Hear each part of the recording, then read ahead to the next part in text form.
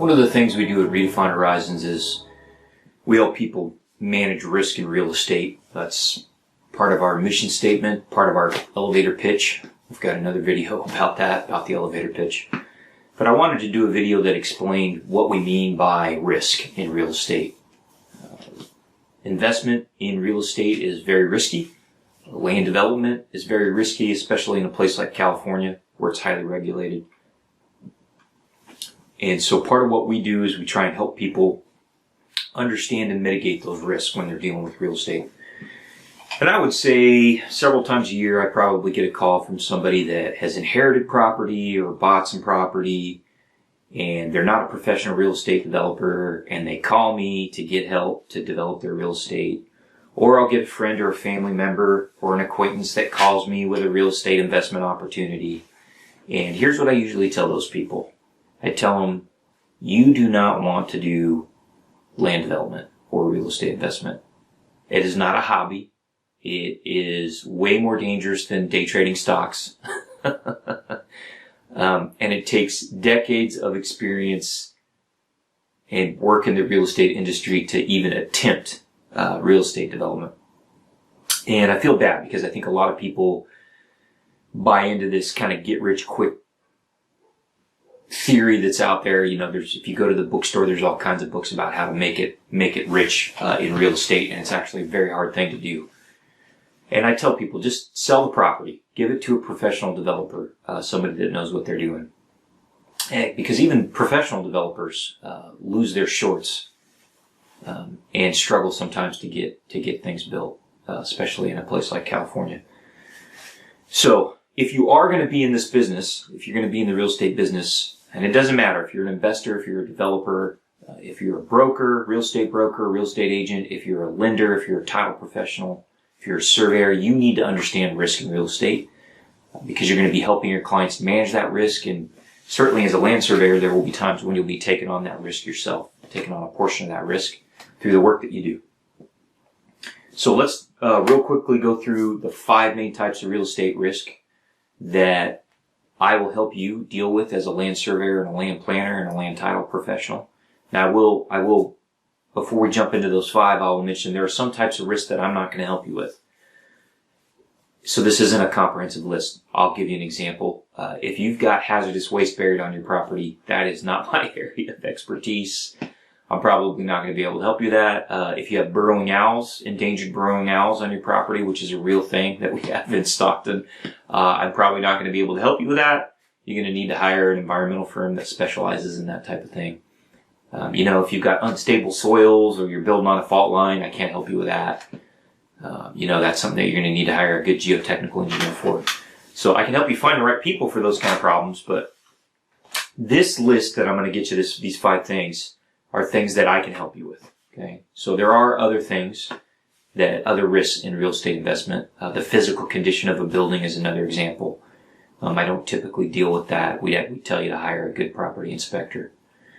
But let me go over some of these. The reason these 5 things are important is they're things that people don't typically think about. So they do typically get a property inspection and maybe even an environmental report.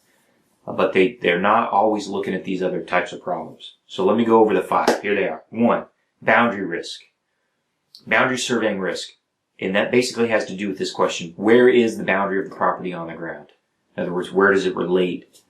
Where is that boundary and how does it relate to other physical features? So, in this category of risk are things like encroachments. So physical encroachments, you have a building over the property line or that violates setbacks.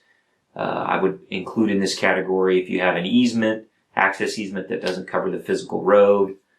So issues that have to do with the boundary not being where people think it is or where they expect it to be. So that I would include in boundary surveying risk. Are the property corner monuments set? Has the property been recently surveyed? Do you have a good legal description that's unambiguous and can be put on the ground? All of those things have to do with boundary surveying risk. The second category is land title risk, and that really has to do with the question, who owns it? So boundary surveying, where is it? Land title risk, who owns it? I would put in this category of risk things like unwritten rights. So people that acquire prescriptive rights or adverse possession to a piece of property. Land that's not insurable. So just if the title company refuses to insure, that can be an issue. I've got stories. I won't get into that. I'll do another video that gives you some examples of that.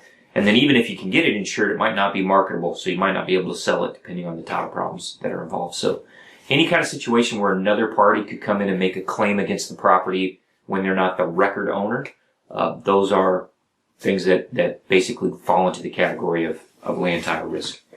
Then you have environmental risk, and by that I mean a couple of specific things that we deal with here in Central California. One is floods, the other is fires. So if you're down in the Central Valley, flood risk is a very real thing. It has a huge impact on what you can do with your property. For example, you can buy a piece of property and find out that you can't build on it because of the flood restrictions, or that you've got to elevate all the structures 15 feet in the air. So flood risk can kill a project. Same thing with fire in the Sierra Nevada, the foothills and the Sierra Nevada mountains, and then over on the coastal range, we deal with fire risk as a real problem. I was just on the phone yesterday with a gentleman whose house burned down. He's trying to rebuild. So fire risk is a very real thing. So you need to look at that, and you have to look at access, how your structure is located on the site in relation to topography and vegetation and other things like that. So fire risk is a real concern. So those are environmental risks that become a problem. And it's not just whether or not you can get it insured, it's the real risk. You really don't want your property to flood even if you have insurance. So it's not just looking at the risk of it not being insured or being really expensive to insure, but what is the real risk of damage and how do you potentially mitigate that? Then we have what I call market and financial risk. So it basically deals with the question, how much is this going to be worth, this property, at a certain point in the future? So you want to know, in the future, will it be worth what it is now? Will it be worth more? Will it be worth less? Same thing with income. If the property is generating income, will it have the ability to generate income like that in the future? More income, less income. There was an example I read in the Wall Street Journal last week about a gal who owned a house in the Northeast, and she bought a couple properties. One was in the Northeast, a vacation property. Another was a vacation property in Florida. She took out loans, bought them both. She was renting them out. She was making about $8,000 on each property on Airbnb every month. She was doing really well. Coronavirus happened. She's going to lose everything. She's going to lose those two houses and her own house. So financial risk is very real, and it's scary. So you need to understand it. And then the last type of risk is government risk. I'm going to do a separate video on government risk. A short video. It deserves its own video. Government risk has several different facets, but it's basically the government's ability to control what you do with your property. So, for example, you may buy a property. The broker tells you you've got 2 parcels. Maybe the assessor's map shows 2 parcels. You buy it. You go down to pull a building permit on one of the parcels, and the city or the county tells you, no, you don't have 2 parcels. You have 1 parcel. That could cause all kinds of problems. Maybe you were going to sell or finance, use 1 parcel to finance the construction on the other parcel. Now you can't do that. So government risk is a huge deal, and you need to understand it. So those are the 5 categories of risk that we can help you with at Redefined Horizons. Just to review: boundary risk, land title risk, environmental risk, fires, floods, market and financial risk, and finally government risk. And we'll do another video that talks about the different types of government risk. So you need to understand those risks, understand how you might be able to mitigate them, and then plan your transaction and or development project around those risks.